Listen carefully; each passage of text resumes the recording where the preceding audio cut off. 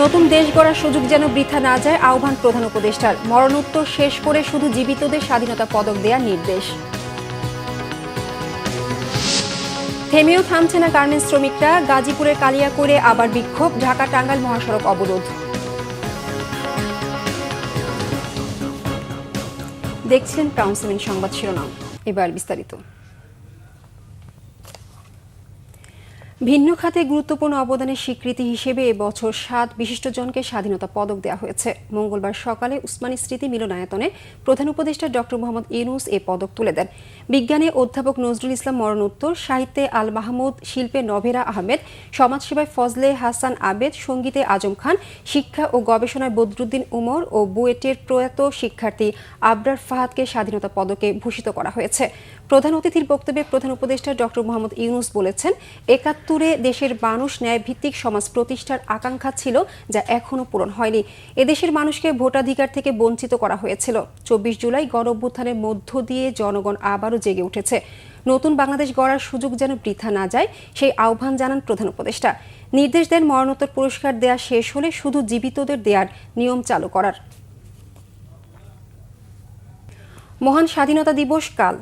জাতীয় অহংকারের এই দিনটিতে স্মৃতিসৌধে ঢল নামবে লাখো মানুষের।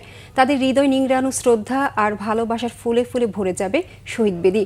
ধুয়ে মুছে রং তুলির আঁচড়ে সাজিয়ে তোলা হয়েছে স্মৃতিসৌধকে। পুরো এলাকায় নেওয়া হয়েছে বাড়তি নিরাপত্তা ব্যবস্থা। আসলে প্রতিনিধি শেফালি মিতুর তথ্য ছবিতে ডেস্ক রিপোর্ট। ২৬শে মার্চ মহান স্বাধীনতা ও জাতীয় দিবস, বাঙালির শৃঙ্খল মুক্তির দিন। দিবসটি উপলক্ষে মুক্তিযুদ্ধে বীর শহীদদের প্রতি শ্রদ্ধা নিবেদনের জন্য প্রস্তুত করা হয়েছে সাভারের জাতীয় স্মৃতিসৌধ। পুরো স্মৃতিসৌধ চত্বর ধুয়ে মুছে পরিষ্কার পরিপাটি করা হয়েছে, সাজানো হয়েছে ফুল দিয়ে। রং তুলির কাজ, সিসি ক্যামেরা স্থাপন, আলোকসজ্জা, লেক সংস্কার সহ সকল কার্যক্রম সম্পন্ন হয়েছে। প্রায় ১.৫ মাস ধরে চলা এই কার্যক্রমে শতাধিক কর্মী অংশ নিয়েছেন। রাত পহরেই লাখো মানুষের ঢল নামবে এখানে। রাষ্ট্রপতি, প্রধান উপদেষ্টা, উপদেষ্টা পরিষদের সদস্য ও রাষ্ট্রের উচ্চপদস্থ কর্মকর্তাদের শ্রদ্ধা নিবেদন শেষে সর্বস্তরের মানুষের জন্য উন্মুক্ত করা হবে স্মৃতিসৌধ প্রাঙ্গণ। সকল ধরনের কার্যক্রম সম্পন্ন করেছি। সাভার স্মৃতিসৌধ মহামান্য রাষ্ট্রপতি, মাননীয় প্রধান উপদেষ্টা, মাননীয় উপদেষ্টা মণ্ডলী সহ লক্ষ লক্ষ জনতার শ্রদ্ধা নিবেদনের জন্য পুরোপুরি প্রস্তুত রয়েছে। যারা বিভিন্ন সংগঠনের সাথে জড়িত আছি, সামাজিক সংগঠন, রাজনৈতিক সংগঠন, সবাই এখানে শ্রদ্ধা নিবেদন করেন। আর এটা আমাদের একটা গৌরবের, অহংকারের জায়গা। সর্বস্তরের মানুষের শ্রদ্ধা ও ভালোবাসা নিবেদন নির্বিঘ্ন করতে নেওয়া হয়েছে পর্যাপ্ত নিরাপত্তা ব্যবস্থা। ২৬শে মার্চের ভোর ৫টা থেকে সকাল ৭:৩০ পর্যন্ত আমরা এই জাতীয় যে আমাদের দিবসটি আসতেছে, আমরা সাভার স্মৃতিসৌধ এলাকা একদম আমিনবাজার থেকে গণস্বাস্থ্য কেন্দ্র পুরোটা আমরা নিরাপত্তা চাদর ঢেকে ফেলবো। ১২টি সেক্টরে আমাদের এখানে প্রায় ৩,৫০০ পুলিশ কাজ করবে, পোশাকে এবং ট্রাফিকে, পিকেটিংয়ে, রোড লাইনিং, রুফটপ। স্বাধীনতা দিবস উপলক্ষে উপজেলা প্রশাসনের পক্ষ থেকেও নেওয়া হয়েছে নানা প্রস্তুতি। Bangla vision news desk. বকেয়া বেতন ও ঈদ বোনাসের দাবিতে গাজীপুরের কালিয়াকৈরের টপস্টার এলাকায় ঢাকা টাঙ্গাইল মহাসড়ক অবরোধ করে বিক্ষোভ করেছে শ্রমিকরা।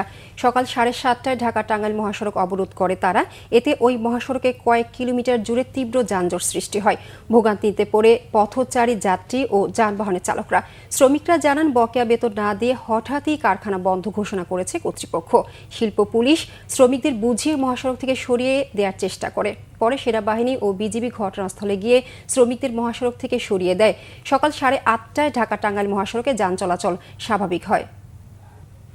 এই ছিল এখনকার মতো। পরের সংবাদ বেলা 2টায়। এর আগে একটাই রয়েছে নিউজ টপ 10 দেখার আমন্ত্রণ রইল। এছাড়া বাংলা ভিশন সংবাদ ও সংবাদ সংশ্লিষ্ট অনুষ্ঠান দেখতে ভিজিট করুন www.bvnews24.com ও facebook.com/banglavisionnews এবং সাবস্ক্রাইব করুন youtube.com/banglavisionnews। ধন্যবাদ সবাইকে।